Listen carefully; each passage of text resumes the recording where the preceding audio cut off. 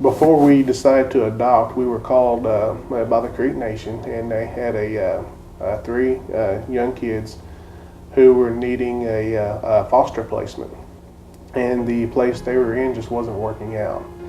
So we didn't have any children at the time in our home. So they called us. We thought, well, let's go ahead. We kind of prayed about it a little bit, and kind of done some soul searching, and thought, okay, we're ready to take this back on again. And because I'll be honest with you, when you put all you have into helping these kids, you get attached to them. And then it's devastating to the families, the foster families, when the kids are reunited, because you have a sense of a loss, so to speak. And you realize going into this that's going to happen, but when you put everything you got into it, it still has a certain sting to it.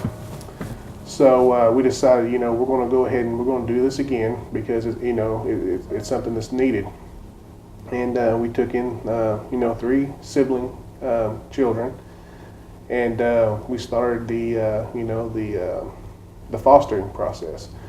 Probably 3 or 4 months into the fostering process, things collapsed within the system, within the biological parents.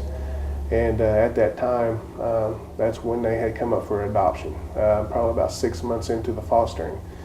And they asked us, because we were already foster parents to the children, that, we got the first option to be able to adopt them. And at that point in time, we've spent so much time with them, we've grown to love them and care for them deeply, and felt that it was a perfect fit for us.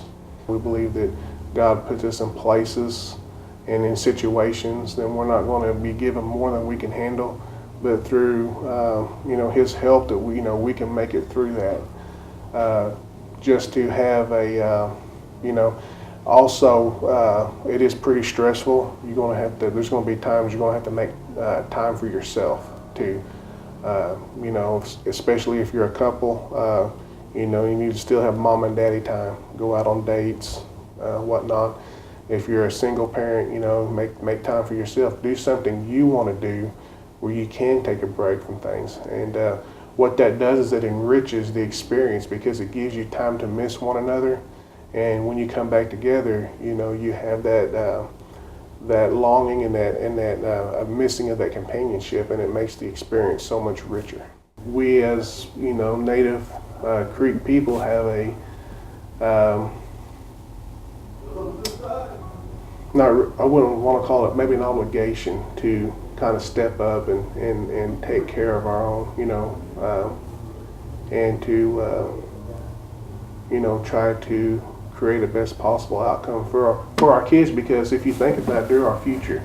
They're going to be our future leaders, our future council members, our future chiefs, second chiefs, healthcare administrators. One day one of those kids may be taking my place, and you want those strong foundation, those values there. That way they can give back. All the awards, you just can't imagine. It's a reward every day. When they bring home a good report card, when you're sitting in a restaurant and they're telling, somebody comes up to you and says that them's the best behaved kids they've ever seen.